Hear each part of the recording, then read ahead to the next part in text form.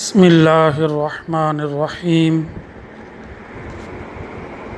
عزیز طلبہ، اسلام کے بنیادی ارکان میں سے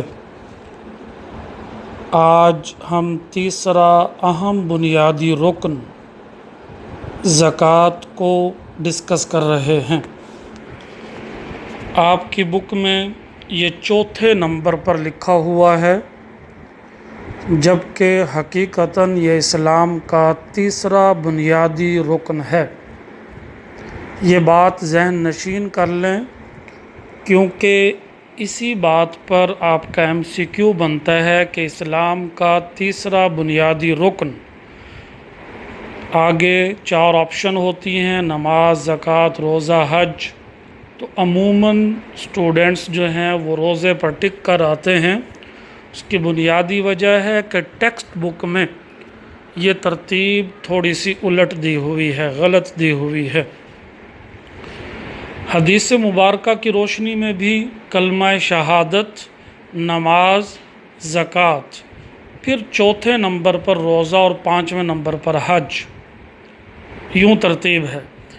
اور اسی طرح اس کو اگر ہم ایک اور پہلو میں دیکھیں تو نماز کے بعد فوراً جس چیز کا حکم دیا گیا ہے وہ زکوٰۃ، اقام الصلاۃ و ایتاء الزکوٰۃ، یقیمون الصلاۃ و یؤتون الزکوٰۃ۔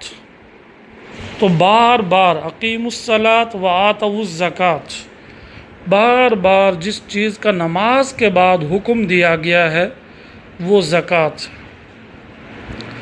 زکوٰۃ اور نماز اگر ہم ان پر غور کریں تو نماز جو ہے وہ بدنی عبادت ہے، جبکہ زکوٰۃ مالی عبادت ہے۔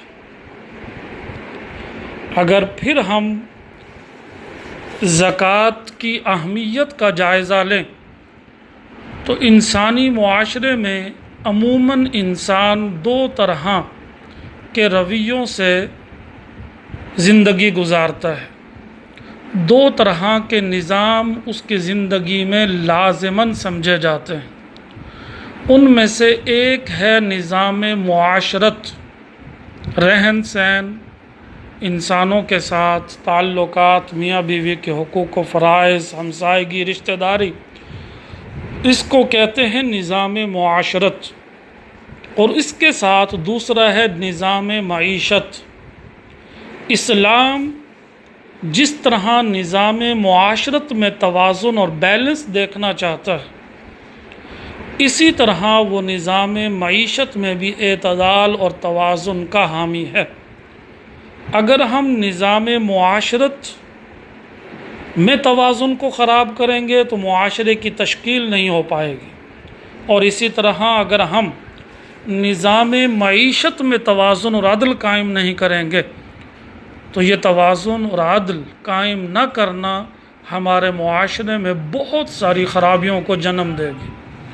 اور آج حقیقتاً ہم ان تمام تر رویوں سے دوچار ہیں کہ ہم نے اپنا نظام معاشرت بھی بگاڑ کے رکھ دیا ہے، اور اس کے مقابلے میں اور اس کے ساتھ نظام معیشت میں بھی کوئی توازن عدل قائم نظر نہیں آتا، بلکہ افراط و تفریط کا شکار ہے۔ تو اسلام ایک امن اور سلامتی کا دین ہے، تو وہ نظام معاشرت، نظام معیشت، ان تمام تر نظاموں میں توازن اور اعتدال کی بات کرتا ہے۔ جیسا کہ آپ کی بک میں لکھا ہے کہ انسانی معاشرے کی تشکیل میں نظام معیشت بنیادی اہمیت کا حامل ہے۔ چنانچہ اللہ تعالیٰ نے بندوں کو نظام معاشرت کی طرح نظام معیشت کے بھی بہترین ضابطے عطا فرمائے ہیں، ضابطے، قواعد و اصول۔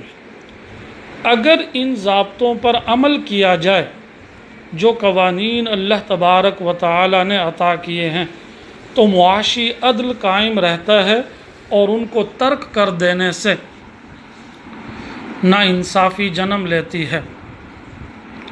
اگر ہم غور کریں تو وہ ضابطے کیا ہیں؟ وہ ضابطے یہ ہیں کہ ماپ اور تول میں کمی نہ کی جائے، وہ ضابطے یہ ہیں کہ ہمارے وزن لیتے ہوئے اور دیتے ہوئے برابر ہونے چاہیے۔ وہ ضابطے یہ ہیں کہ ہماری اشیاء میں ملاوٹ نام کی کوئی چیز نہ ہو۔ وہ ضابطے یہ ہیں کہ جو کچھ دکھایا جائے وہی بیچا جائے۔ یہ ضابطے ہیں۔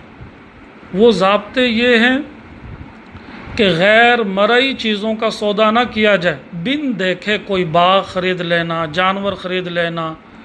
یہ تمام تر معاملات نظام معیشت میں خرابی کا باعث بنتے ہیں۔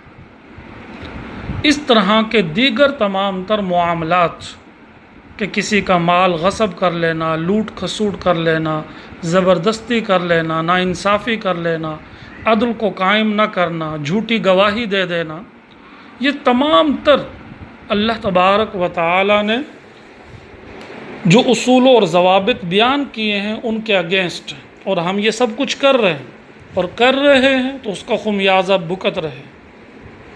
ہم فروٹ لینے جاتے ہیں تو وہ دکھاتے بڑا صاف ستھرا اجلا آگے سجے ہوتے ہیں، لیکن جب شاپر میں ڈالتے ہیں تو اس میں 2 4 5 دانے گلے سڑے بھی ڈال دیتے ہیں۔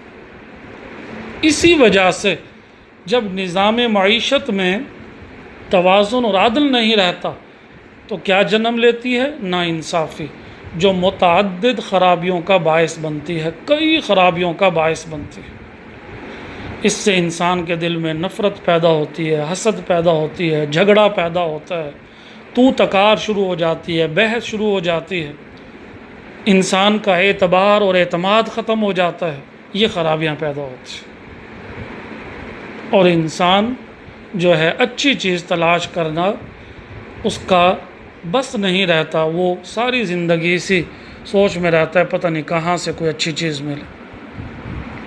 تو اللہ تبارک و تعالی نے انسان کو نظام زکوٰۃ دے کر نظام معاشرت کی طرح نظام معیشت بھی عطا کیا، تاکہ اس کے توازن اور اعتدال سے اور اللہ کے بتائے ہوئے ضابطوں سے ہم کئی خرابیوں سے اور کئی ناانصافیوں سے بچ سکیں۔ اللہ تعالیٰ کے عطا کردہ معاشی نظام میں زکوٰۃ کو بنیادی اہمیت حاصل ہے۔ زکوٰۃ کی اہمیت کا اندازہ کچھ اس سے بھی ہوتا ہے کہ قرآن مجید میں جہاں بھی بلکہ اکثر مقامات پر ادائیگی نماز کے ساتھ ہی ادائیگی زکوٰۃ کا حکم بھی دیا گیا ہے۔ اگرچہ نماز بدنی عبادت ہے تو زکوٰۃ مالی عبادت ہے۔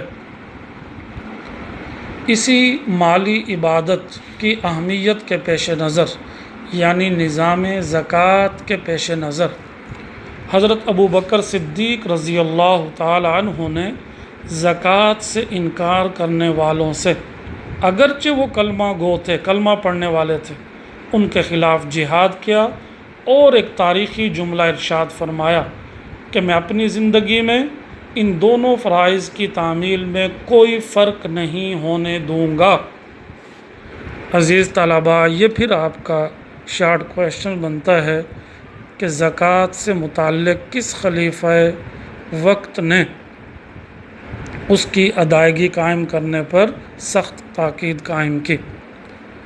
تو وہ ہوا یوں تھا کہ جب آپ صلی اللہ علیہ وآلہ وسلم اس دنیا سے ظاہری وصال فرما گئے، پردہ فرما گئے، تو ان کے وصال کے بعد بہت سارے جو نو مسلم تھے، نئے مسلمان تھے، انہوں نے یہ کہا کہ زکوٰۃ کا عمل صرف آپ صلی اللہ علیہ وآلہ وسلم کی زندگی تک تھا، اب وہ نہیں رہے تو ہم زکوٰۃ نہیں دیں گے۔ تو حضرت ابو بکر صدیق رضی اللہ تعالی عنہ نے نظام زکوٰۃ کو قائم کرنے کے لیے، تاکہ اس سے نظام معاشرت بہتر ہو سکے، ان نو مسلمانوں کے خلاف جہاد کیا اور خدا کی قسم کھا کر کہا، واللہ بخدا جو لوگ آپ صلی اللہ علیہ وآلہ وسلم کی زندگی میں بکری کی رسی بھی اگر زکوٰۃ میں دیتے تھے تو میں ان سے زکوٰۃ وصول کروں گا۔ اس لیے فرمایا کہ میں اپنی زندگی میں نماز اور زکوٰۃ ان دونوں فرائض کی تعمیل میں، عمل کرانے میں کوئی فرق نہیں ہونے دوں گا۔ عزیز طلباء، زکوٰۃ نظام معیشت کو بڑھاتا بھی ہے، نظام معیشت میں صفائی اور ستھرائی کا سبب بھی بنتا ہے، نظام معاشرت کو بھی مضبوط بنانے میں زکوٰۃ کا بہت زیادہ اہم کردار ہے، اور انسانی معاشرے کی تشکیل میں زکوٰۃ کی اہمیت بہت زیادہ ہے۔